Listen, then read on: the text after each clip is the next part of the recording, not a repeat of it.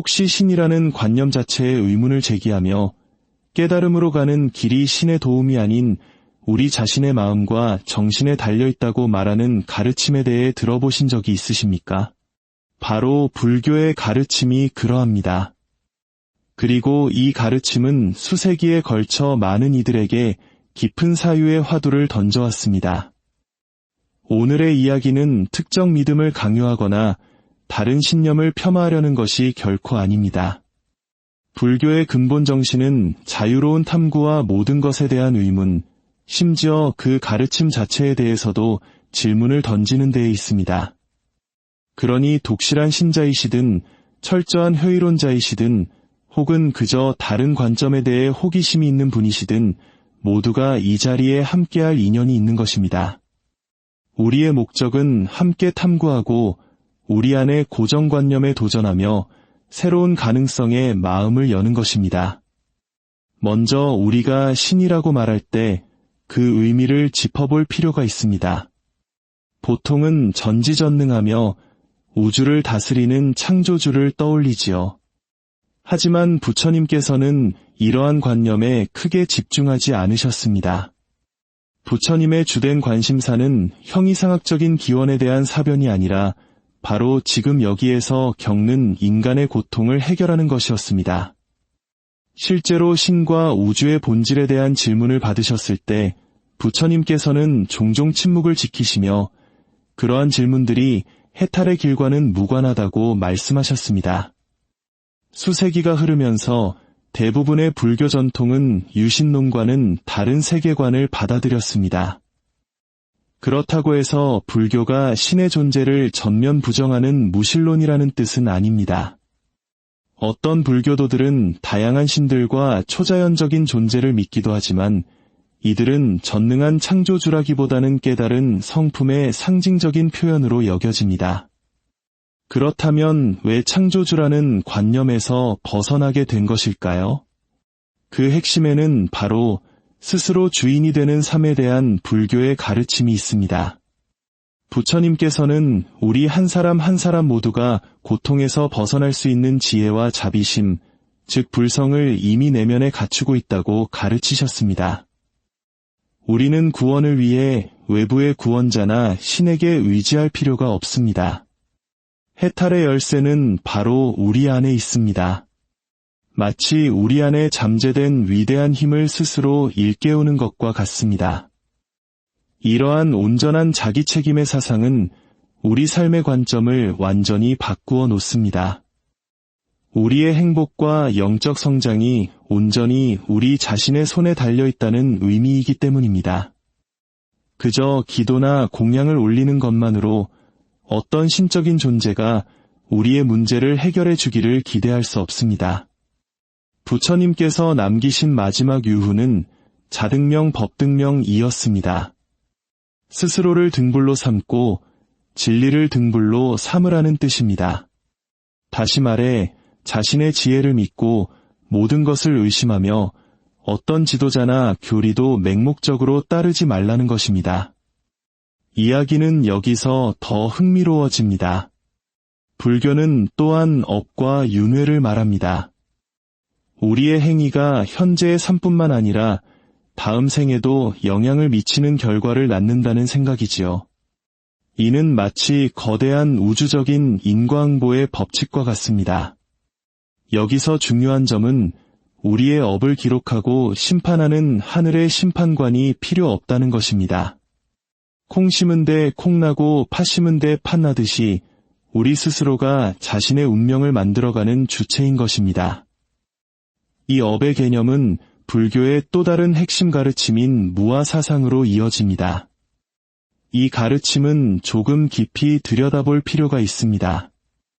불교에서는 우리 자신을 포함한 세상의 모든 것이 영원하지 않으며 끊임없이 변화한다고 봅니다. 이를 재행무상이라 합니다. 어떤 신적인 존재에 의해 창조된 고정불변의 영원한 영혼이란 존재하지 않는다는 것입니다. 대신 우리는 끊임없이 흘러가는 생각과 감정, 경험의 강물과 같습니다.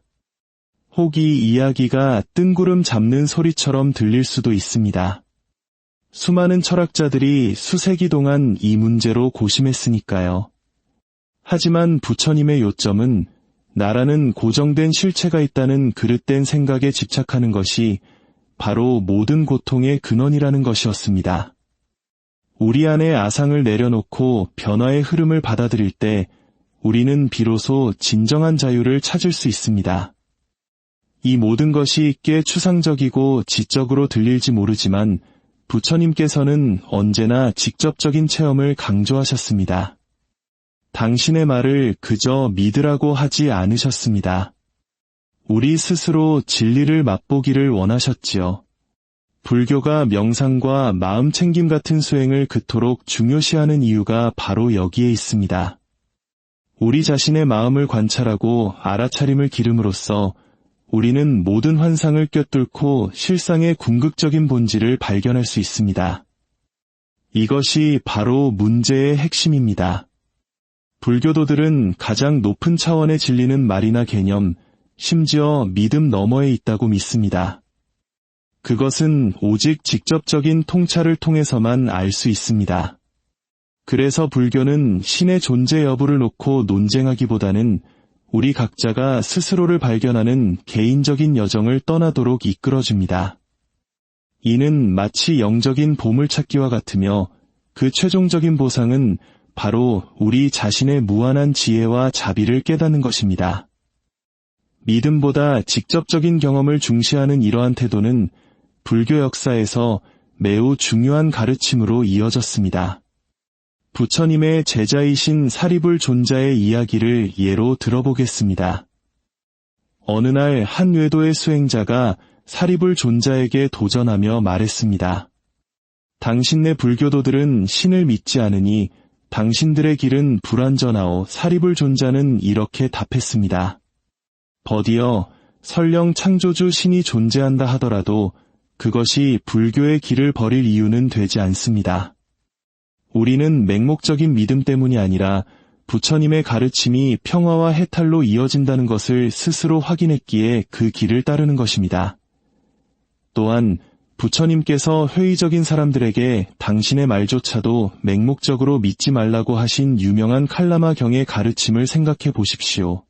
부처님께서는 그들에게 직접 질문하고 조사하고 스스로 진리를 시험해보라고 촉구하셨습니다. 소문이나 전설에 의지하지 말라. 전통이나 경전에 쓰여 있다는 이유만으로 믿지 말라.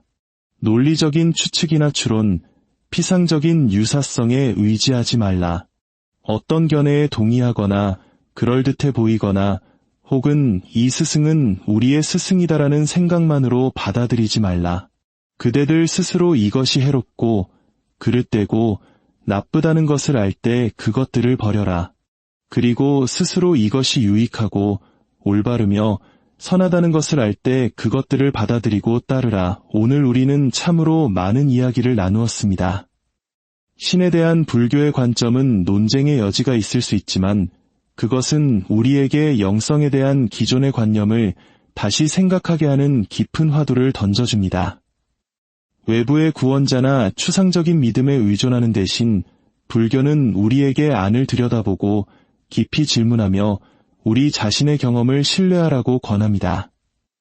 이 생각에 동의하든 그렇지 않든 참으로 대담하고 주체적인 접근 방식이라는 점은 인정해야 할 것입니다. 물론 이것은 불교와 유신론 사이의 풍부한 대화의 일부에 불과합니다. 부디 제 말을 그대로 믿지 마십시오. 열린 마음과 비판적인 정신으로 이러한 생각들을 스스로 탐구해 보시기를 권합니다. 진리를 찾는 도반 여러분, 이 모든 것에 대해 어떻게 생각하십니까? 불교의 관점이 흥미롭게 다가오시나요? 아니면 도전적으로 느껴지시나요? 혹은 어쩌면 해방감을 느끼게 하시나요? 궁극적인 해답은 경전이나 다른 사람의 말 속에 있지 않습니다. 그 답은 바로 당신 자신의 내면 깊은 곳에서 발견되기를 기다리고 있습니다.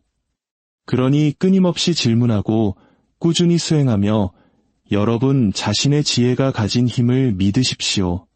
늘 깨어있는 마음으로, 자비로운 마음으로 살아가시길 바랍니다.